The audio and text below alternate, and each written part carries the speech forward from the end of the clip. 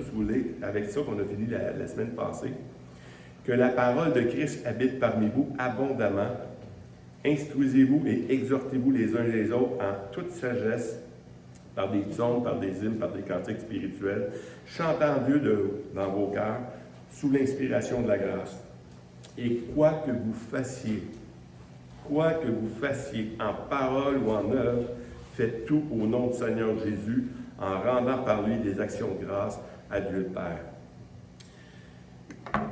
L'Église, c'est un organisme, c'est un corps. L'Église, on est tous membres les uns des autres. Et puis, Paul, jusqu'à là, maintenant, il a parlé de l'Église. Jean de Colosse, tu dois aimer l'Église. C'est ça la définition d'un vrai chrétien. Mais ici, il continue avec un autre groupe, un autre corps, qui est le couple. Le couple qui doit s'aimer, qui doit s'honorer, qui doit vivre ensemble. Puis il y a des règles, il y a des mandats établis par Dieu. Puis ça, c'est pas moi qui les ai établis, c'est Dieu. Puis c'est bon que ça soit établi comme ça parce que c'est selon le Seigneur. C'est ce qu'on va voir ce matin. Colossiens 3, on va voir trois choses en fait. On va voir comment Dieu a établi le couple, puis pas juste le couple, mais les enfants également, puis la soumission qu'on doit avoir aussi envers nos employeurs. Mais également aussi, on va voir dans quelle attitude qu'on doit obéir au Seigneur dans ces commandements-là. Parce que si tu n'as pas la bonne attitude, ça ne donne rien. Pourquoi? Parce qu'il y a des récompenses. Là, on ne parle pas du salut, là. Mais si on obéit, si on aime, si on fait ces choses-là selon le Seigneur, on a des récompenses. Et puis, avec ces récompenses-là, ben, c'est intéressant de voir, quand je lisais ces textes-là, je me disais, vous savez, quand on joue à Mario Bros, quelqu'un a déjà joué à Mario Bros, ou vu quelqu'un jouer à Mario Bros, quand il gagne des sous, ça fait quoi? Clic-cling, clic-cling. Bien, on a des récompenses, et à trois fois qu'on a une récompense, ça fait clic-cling. OK? Fait que, il y a plusieurs manières parce qu'on voit que les œuvres que Dieu nous demande de faire ont une récompense. On est sauvé par la grâce, sans récompense. C'est sauvé par la grâce, c'est une fois pour toutes, c'est réglé. Mais les œuvres maintenant et la manière qu'on va faire les choses ensemble méritent un salaire. Et c'est ce que Dieu nous montre dans ces choses. Donc, on va voir Colossiens 3, 18 à 25. On va finir le chapitre 3. Hein. Femmes, soyez soumis à vos maris comme il convient dans le Seigneur. Une phrase assez importante, ça. Comme il convient dans le Seigneur. Maris, aimez vos femmes et ne vous aigrissez pas contre elles. Enfants, obéissez en toutes choses à vos parents, car cela est agréable dans le Seigneur. Pères, n'héritez pas vos enfants, de peur qu'ils ne se découragent. Serviteurs, obéissez en toutes choses à vos maîtres, selon la chair, et non pas seulement sous leurs yeux, comme pour plaire aux hommes, mais avec simplicité de cœur, dans la crainte du Seigneur. Tout ce que vous faites, faites-le de bon cœur, comme pour le Seigneur, et non pour des hommes, sachant que vous recevrez du Seigneur l'héritage pour récompense. Servez Christ le Seigneur, car celui qui agit injustement recevra selon son injustice. Il n'y a point d'exception de personne. Prions ensemble. Seigneur, tu as établi des rôles, tu as établi des mandats pour chacun. Et nous savons très bien que la chute nous a emmenés loin de ces réalités. Parce qu'autant que les femmes, leur désir est porté vers leur mari de prendre leur place, que les hommes n'aiment plus les femmes comme ils devraient aimer, se sacrifier pour elles. Seigneur, enseigne-nous ce matin. Saint-Esprit, viens nous aider, afin que ce qui est important dans ces textes puisse ressortir ce matin dans le nom de Christ. Amen. Amen. On va continuer parce que Colossiens, c'est une lettre circulaire, et Éphésiens, il l'a écrit en même temps, en guérison, la même chose. Mais, puis Paul reprend ces termes-là, la femme, l'homme, les enfants, puis les serviteurs. Et puis c'est important parce que Paul, à l'Éphésiens, il définit encore plus. Donc on va voir comment Paul définit davantage. On va prendre Éphésiens 5, 22. Femmes, soyez soumis à vos maris comme au Seigneur. Comme au Seigneur. Car le mari est le chef de la femme comme Christ est le chef de l'Église, qui est son corps. Et donc il est le serviteur. Or, de même que l'Église est soumise à Christ. Wow. Est-ce que l'Église est soumise à Christ? On peut se poser la question. Est-ce qu'on est soumis à Christ ou pas? Si on est soumis à Christ, on doit être soumis à ce qu'il nous demande de faire. Et puis ça, c'est important. Les femmes aussi doivent l'être à leur mari en toutes choses. Deuxième passage, ce qui parle des maris. Marie, aimez vos femmes comme Christ a aimé l'Église. Comment Christ a aimé l'Église? Il s'est livré lui-même pour elle, afin de la sanctifier par la parole, après l'avoir purifiée par le baptême d'eau, afin de faire paraître devant lui cette Église glorieuse, sans tache, ni ride, ni rien de semblable, mais sainte et irrépréhensible. C'est ainsi que le mari doit aimer leur femme comme leur propre corps. Car celui qui aime sa femme s'aime lui-même, car jamais personne n'a haï sa propre chair, mais il la nourrit, en prend soin comme Christ l'a fait pour l'Église. Parce que nous sommes membres de son corps, c'est pourquoi l'homme quittera son père et sa mère s'attachera à sa femme, et les deux deviendront une seule chair. Ce mystère est grand. Je dis cela par rapport à Christ et à l'Église. Du reste, que chacun de vous aime sa femme comme lui-même et que la femme respecte son mari. C'est bien défini. Les enfants maintenant, à Éphésiens 6, 1 à 8. Enfants, obéissez à vos parents selon le Seigneur, car cela est juste. Honore ton père et ta mère, c'est le premier commandement avec une promesse, afin que tu sois heureux et que tu vives longtemps sur la terre. Et vous, pères, n'irritez pas vos enfants, mais élevez-les en les corrigeant, en les instruisant selon le Seigneur. Serviteurs maintenant, obéissez à vos maîtres selon la chair, avec crainte et tremblement de terre, dans la simplicité de votre cœur, tremblement de cœur, comme à Christ. Non pas seulement sous leurs yeux, comme pour plaire aux hommes, hein? On peut faire ça souvent, on va être soumis à quelqu'un, mais le cœur n'est pas là. Mais comme des serviteurs de Christ qui font de bon cœur la volonté de Dieu. Servez-les avec empressement comme servant le Seigneur et non des hommes, sachant que chacun soit esclave, soit libre, recevra du Seigneur selon ce qu'il aura fait de bien. Il y aura des récompenses. On voit ici, dans les deux textes, on voit des choses comme ça. On voit que si ce n'est pas fait avec un bon cœur, tu n'as rien compris. Si tu n'as pas des bons motifs pour faire les choses, c'est très dur. Il y a quelqu'un qui m'a appelé dernièrement qui voulait faire prévention de suicide. Et il faut toujours voir des motifs. C'est quoi tes motifs pour faire ça? Okay? Parce que tu peux avoir des motifs religieux. Parce que ça a de l'air bien, ça a de l'air sain. Non. Tu t'en vas servir. Tu t'en vas aider les gens. Des fois, ça peut être l'argent aussi. Parce que quand tu sers le Seigneur, l'ouvrier mérite son salaire. Ça peut être l'argent ton motif. Si c'est l'argent ton motif, c'est rien de bon. Puis souvent, moi, il faut que je revienne à ça parce que je suis dans ce dilemme-là. Tu sais. Je fais un peu pour l'Église, je fais plus pour la prévention de suicide. Puis des fois, je trouve ça dur, honnêtement, des fois. Mais le Seigneur me revient toujours à c'est quoi ton motif? Parce que si ton motif, c'est pas les gens, puis c'est pas moi, si c'est pas d'aider les autres, puis le faire parce que je te le demande, 2 fois le Seigneur me l'a montré. Puis les 2 fois, ça prend une semaine de congé. Parce que j'étais en prière, je me demandais si je continuais ou pas. Et les 2 fois, le Seigneur, dans la même journée, j'ai rencontré 5 personnes qui voulaient se suicider. Le Seigneur me l'a montré. C'est pas pour rien qu'on fait des choses. Et quand on prêche l'Évangile, c'est pas évident. Quand la police vient t'arrêter, dit t'as pas le droit de faire ça, c'est pas évident. Mais si tu as les bons motifs, si tu le fais de bon cœur,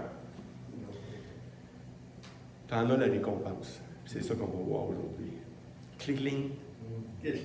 Quand quelqu'un te rejette, cling, cling. Tu en as les récompenses. Puis quand tu comprends ça, la douleur d'être rejeté, c'est plus une douleur, c'est une réjouissance de souffrir pour le nom de Christ. C'est ça qu'on va voir. Mais on le prend dans le contexte, on va essayer de le prendre dans le contexte du mari et de la femme, puis tout ça, des enfants, tout ça. Mais c'est le même principe. Le même principe s'applique. Parce que quand il dit que la femme doit être soumise au mari, est-ce que ça veut dire que le mari est parfait? Non. À part moi, là, ici, non. Il n'y en a pas de parfait. On est vraiment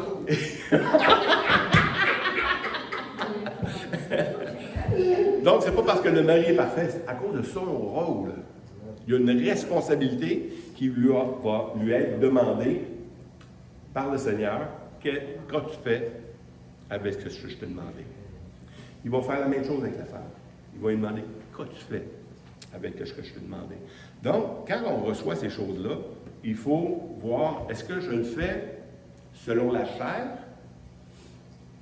OK, je vais le faire. C'est du bon cœur, ça? Non, c'est pas du bon cœur.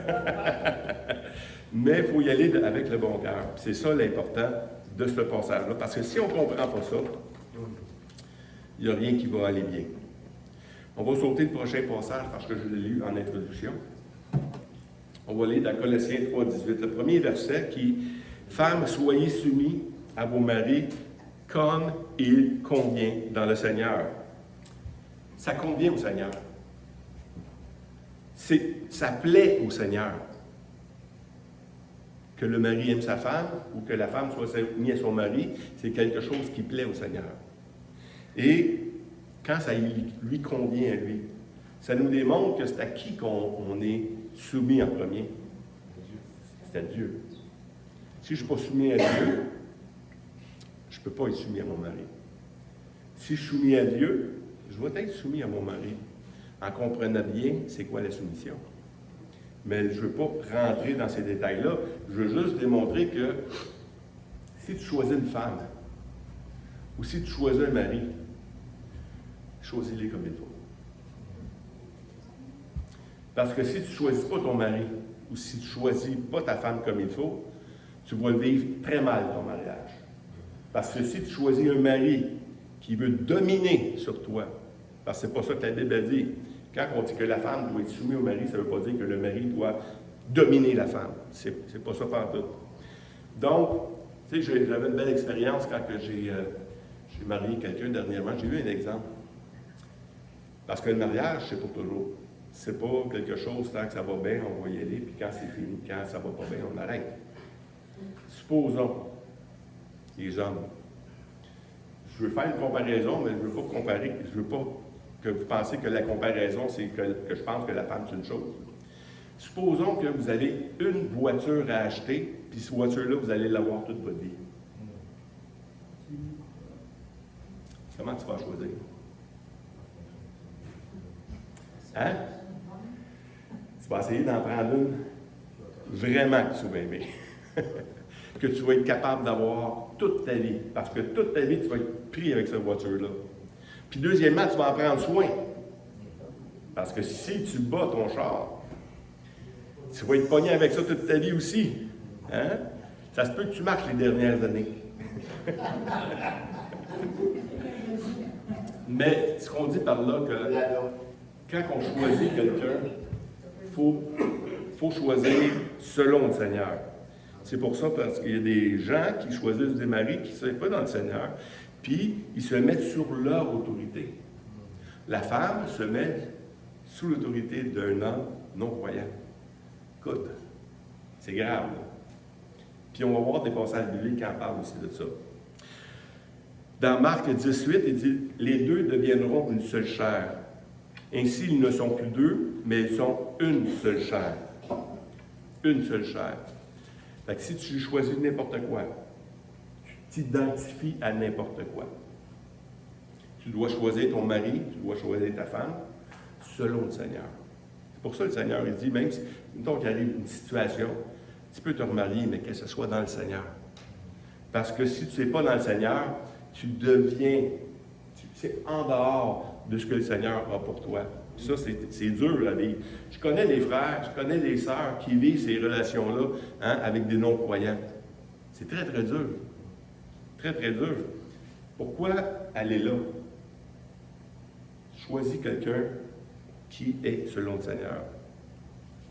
Dans 1 Corinthiens 6-16, il dit, « Ne savez-vous pas que celui qui s'attache à la prostituée est un seul corps avec elle? Car il est dit, les deux deviendront une seule chair. » Beaucoup vont prendre un conjoint non-croyant en pensant que, il va changer. Non. Ce qui va arriver, là, probablement, c'est que vous allez changer. Parce que vous allez vous laisser entraîner dans ce que l'autre veut faire les choses. Il faut faire attention à ces choses-là. Dans Proverbe 12,4, il dit, « Une femme vertueuse est la couronne de son mari, mais celle qui fait honte est comme une carie dans les eaux. » Une femme vertueuse, quand tu prends une femme, choisis-la comme il faut. Prends soin de bien choisir parce que c'est toute ta vie que tu vas passer avec. Dans 1 Corinthiens 7, 3 à 8, que le mari rende à sa femme ce qu'il lui doit et que la femme agisse de même envers son mari. La femme n'a pas autorité sur son propre corps, mais c'est le mari. Et pareillement, le mari n'a pas autorité sur son propre corps, mais c'est la femme. Quand tu deviens une seule chair, les deux deviennent, tu t'appartiens un l'autre, deviennent une seule chair. Tu ne peux plus faire ce que tu veux. On doit faire ensemble. Celui qui est marié s'inquiète des choses du monde, du moyen de plaire à sa femme. Celle qui est mariée s'inquiète des choses du monde dans le moyen de plaire à son mari. Si tu choisis de te marier, parce que dans le contexte ici, c'est est-ce qu'on peut se remarier? Bien, si tu te remaries, sache que ta vie ne sera pas consacrée entièrement au Seigneur. Tu vois une femme. La femme, la même chose. Mais il faut que ce soit des choses claires au début. Tout ce que vous faites, faites-le de bon cœur pour le Seigneur. C'est là, et non pour des hommes. C'est là qu'il est important de faire les choses. Malgré tout ce qu'on peut penser sur la soumission, sur l'amour que l'homme doit avoir à sa femme, faites tout ce que vous faites, faites-le de bon cœur, comme pour le Seigneur et non pour les hommes. De bon cœur, parce que si tu aimes le Seigneur, tu vas l'aimer ton Seigneur, tu l'aimeras ton Seigneur, l'Éternel, ton Dieu, de tout ton cœur, de toute ton âme, de toute ta force. Donc, si tu aimes, ça va être selon lui. Et il n'y en a pas d'autre manière. Il n'y a pas de manière qu'on peut le dire, ouais, mais un peu, on peut-tu aller moitié-moitié, choisir ensemble? Oui, on peut choisir ensemble. Mais s'il y a un dilemme, c'est qui va choisir? Sachez que les femmes vont être poussées à prendre l'autorité. Ça fait partie de la chute. Et l'homme, il va vouloir dominer. Ça fait partie de la chute. Il est ensemble, mais en même temps, c'est un ordre légal. C'est lui qui va avoir à rendre des comptes à Dieu, et non la femme là-dessus. On le voit dans plusieurs passages, dans 2 Corinthiens 9,7 par exemple. Tout ce qu'on fait, on doit le faire de bon cœur. Que chacun donne comme il l'a résolu dans son cœur, sans tristesse ni contrainte, car Dieu aime celui qui donne avec joie. Clic, cling, récompense. Dieu aime. L'homme tire de bons trésors des choses. L'homme bon tire des bonnes choses du bon trésor de son cœur. Et le méchant tire de mauvaises choses de son mauvais trésor. Car c'est de l'abondance du cœur que la bouche parle. Il faut garder son cœur. Il faut, quand on fait des choses, quand on vit ensemble, en église, en couple, dans chaque relation, il faut regarder notre cœur. Pourquoi je réagis de telle manière, de telle manière? Ça, c'est important aussi. Tu reviens au motif. Toujours motif. C'est le cœur. Parce que si ton cœur n'est pas changé, ça se peut que ton couple ne soit pas changé. Matthieu 15, 8. Ce peuple m'honore des lèvres, mais son cœur est éloigné de moi. On peut être très religieux, même dans le couple. Je peux faire à semblant que tout va bien, que tout est correct, mais est-ce que je le fais de bon cœur? C'est ça qui est important. C'est ça qui est le principal dans un couple. Ézéchiel 36, 25 à 27.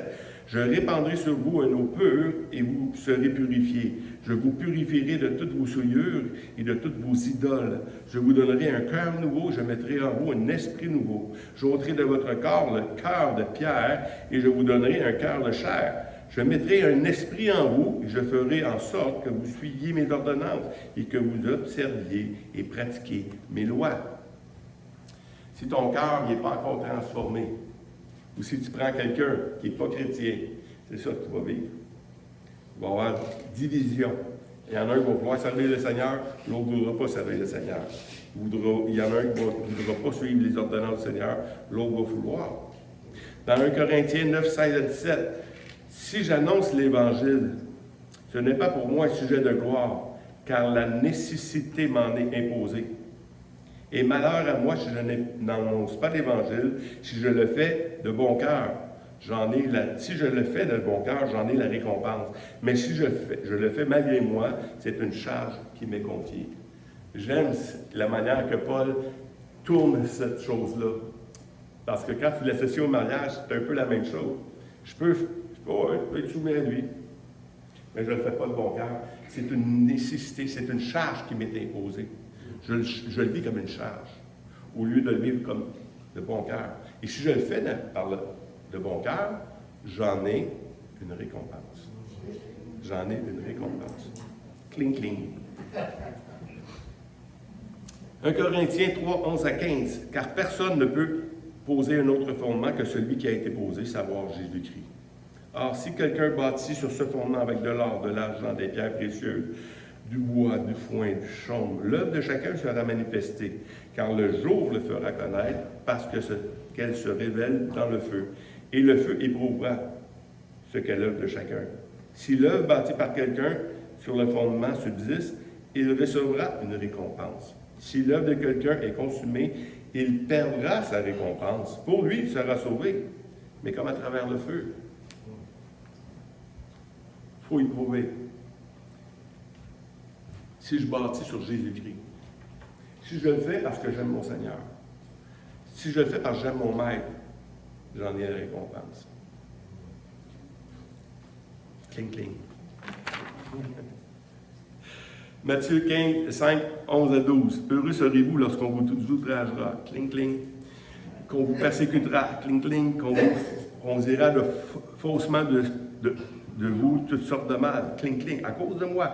Réjouissez-vous et soyez dans l'allégresse, parce que votre récompense sera grande dans les cieux, car c'est ainsi qu'ils ont persécuté les prophètes qui ont été avant vous.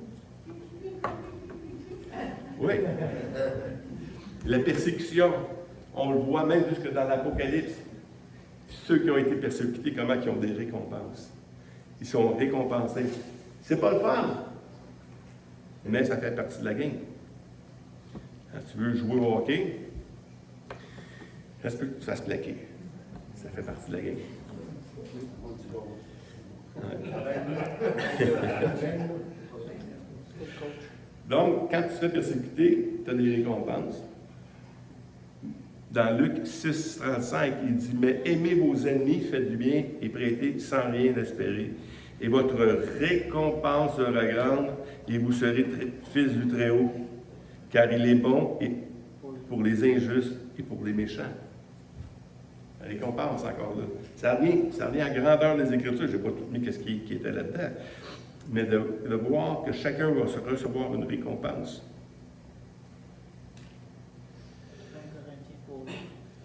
Celui qui plante et celui qui arrose sont égaux, et chacun recevra sa propre récompense, selon son propre travail.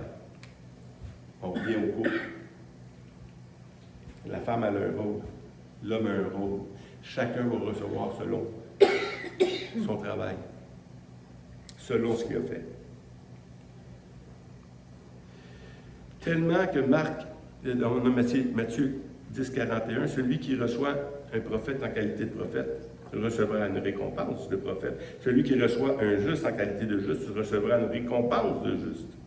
Tout le monde reçoit une récompense selon les choses qu'il fait. Moi, là, la seule chose que je demande au Seigneur, là, ou que je m'attends du Seigneur, quand je vais le rencontrer, les paroles, c'est quoi les paroles? Qui va me dire, bon et fidèle serviteur, tu as agi en toutes choses. C'est comme ça qu'on doit agir. Quiconque vous donnera à boire un verre d'eau en mon nom, parce que vous appartenez à Christ, je vous le dis, en vérité, il ne perdra point sa récompense, encore une fois. Cling, cling. Il y a tellement de choses qu'on peut faire. Moi, je bénis le Seigneur, tout ce qui se passe dans ma vie. Quand je rencontre des gens, puis même s'ils ne savent pas, mais ils me bénissent par des bonnes paroles, Seigneur, bénis-les. Hein, je disais cette semaine, je laisse à peu près 1500 évangiles par mois à des gens. Seigneur, bénis ta parole. Moi, je ne peux pas rien faire. Je peux prêcher ta parole, mais c'est à eux maintenant de manger ce que je leur donne. S'ils ne prennent pas le temps de manger, ils ne pourront pas faire des choses. Mais ma récompense, c'est pas qu'eux autres vont être sauvés ou pas. Ma récompense, c'est que le Seigneur va me dire, bon et fidèle serviteur. Amen. Gardez-vous de pratiquer votre justice devant les hommes pour être vus. Autrement, vous n'aurez point de récompense auprès de votre Père qui est dans les cieux. On parle de quoi? On parle de l'aumône, quand je viens faire, quand on donne la dîme, hein? Ou quand on prie. Puis là, parce que dans le temps, ça se faisait en public, ça ressemblait à quelqu'un qui avait de l'air bien spirituel, eux, ils reçoivent la récompense. Mais celui qui le fait humblement, puis c'est même cette habitude-là qu'on doit s'aimer les uns les autres, en tant qu'Église, en tant que couple, en tant que mari, en tant que femme, en tant qu'enfant, en tant que serviteur également. Parce qu'on l'oublie souvent, celle-là. Il ne mérite pas, lui. Même pas un chrétien. Pas grave, tu travailles pour lui. Tu dois l'honorer. Tu dois le servir comme quelqu'un qui, comme le Seigneur. Parce que c'est le Seigneur que tu sers, c'est pas lui. Si on comprend ça, on a la joie du Seigneur, mais si on ne comprend pas, c'est une charge qui nous est imposée, puis là, on veut tout briser. On veut briser nos mariages, on veut briser notre emploi, on veut tout briser parce qu'on n'a pas compris que notre vie ici, sur terre, est pour le Seigneur. C'est temporaire. Ça ne nous appartient pas. Ça ne nous appartient pas, mais c'est pas facile. Hein? Je dis souvent ça, que l'Évangile, c'est très simple. Mais c'est pas facile. Pas facile de le vivre, à cause de l'orgueil. Seigneur, on va le chanter, hein? De changer notre cœur. Change mon cœur, Seigneur. Purifie-moi. C'est ce qu'on doit demander constamment au Seigneur. Si on se retrouve dans des situations difficiles en tant que couple, des situations difficiles en tant qu'Église, des situations difficiles au travail, il faut demander au Seigneur. Change mon cœur, Seigneur. Que je te vois, toi. Que je ne vois pas un homme. Que je ne vois pas une femme. Mais que je te vois, toi. Et que j'agisse selon toi. Et non selon ma volonté. Amen. Amen, Seigneur. Merci pour ta parole encore. C'est des passages, des fois, Seigneur Dieu, qui viennent nous toucher, qui viennent nous ébranler parce qu'on a une mauvaise conception de ce qui est soumission, de s'aimer, de faire les choses, Seigneur Dieu, pour autre chose que pour nous. Mais on doit comprendre que ce n'est plus moi qui vis, c'est Christ qui vit en moi. Et si je vis ma vie dans la chair, je la vis dans la foi au Fils de Dieu, qui m'a aimé et qui s'est livré lui-même pour moi. Et Seigneur, on veut te servir, toi. Aide-nous à te voir, Seigneur Dieu, dans chacune de nos relations. Qu'on te voit, toi, que tu agis puissamment. Parce que nous, on n'a pas appris à bien gérer nos relations. Mais toi, tu viens nous donner des enseignements et tu viens nous donner des manières de vivre avec des bons barèmes. Et l'amour, c'est tout pour toi, Seigneur. Que toi, tu sois glorifié à travers ça. On ne veut pas passer pour des gens qui veulent être glorifiés parce qu'on agit de telle ou telle manière. Mais on veut que toi, tu sois glorifié, Seigneur. Parce que toi seul mérite d'être glorifié. Dans le nom de Christ. Amen. Amen. C'était court aujourd'hui, oui, Stéphane? Tu me permets de m'adresser à l'Assemblée? Oui. OK. D'ailleurs, ce chant-là que tu as parlé, on peut le faire ensemble. OK. Mais je veux parler à l'Assemblée du fait que tu as soulevé le point du cœur ce matin. Oui. J'ai eu le temps, tantôt, de communier avec mon frère Daniel. C'est un homme d'expérience. C'est un homme sage. Puis, on discutait justement sur le point de... Oui, on est croyant, tout ça, mais c'est notre cœur. On est dans un monde de richesse. On a plusieurs options qui se présentent devant nous. Quand tu n'as rien, tu dis, ben, je vais aller au Seigneur, tu n'as rien. Mais nous, on a plein de choses pour se distraire, puis pour choisir. Puis on essaye, des fois par nos propres forces et tout ça. Le sujet qui a été apporté ce matin, j'avais une question, direct quand tu as débuté Sylvain avec son introduction, la question était, on est des croyants, on est en 2023, puis bientôt 2024. Le sujet de l'Évangile et de la marche avec le Seigneur, comme il nous a partagé. Puis, est-ce que nous croyons que le Seigneur, le Dieu Tout-Puissant, est suffisamment sage et intelligent pour établir un ordre sur ses enfants? C'est ce que la Bible nous a démontré ce matin. Il dit à toi, puis malheureusement, il disait, ouais, la femme veut surplanter l'homme dans le sens qu'elle veut le gérer ou contrôler. Mais malheureusement, l'homme, lui, il fuit ses responsabilités aujourd'hui. La plupart, dans le monde dans lequel je vis. Le gars, il est tout le temps parti, puis il est traité comme n'importe quoi, parce qu'il n'est pas à sa place, parce que Dieu n'est pas dans sa vie. Il ne prend pas son rôle au sérieux. Et lorsqu'il est né de nouveau, puis que l'Esprit de Dieu est en lui, il peut s'engager devant son père, puis devant sa femme, puis devant ses frères, puis honorer Dieu par sa marche avec lui. C'est ce que Sylvain nous a enseigné ce matin. Puis, il y a beaucoup de sujets. C'est tellement large. Tout ce qui est soulevé, il y a du stock beaucoup, là. Mais, change mon cœur, Seigneur, et purifie-moi. C'est ce que le chant dit. On va mettre ça là. Change mon cœur, Seigneur, et purifie-moi. Change mon cœur, Seigneur, que je sois comme toi. Jésus, tu es le potier, je suis l'argile. Brise-moi, façonne-moi, oui, c'est mon désir. Change mon cœur, Seigneur, et purifie-moi. Change mon cœur, Seigneur, que je sois comme toi. Jésus, tu es le potier. Jésus, tu es le potier. Je suis l'argile.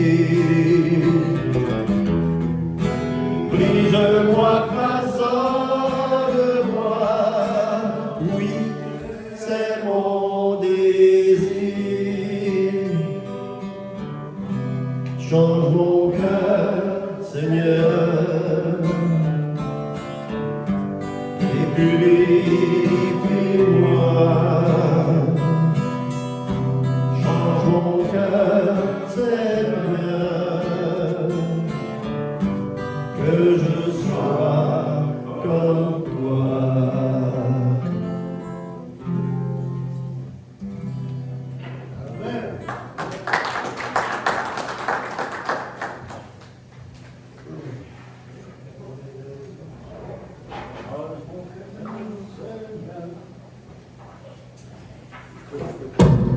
C'est ce que je savais pas.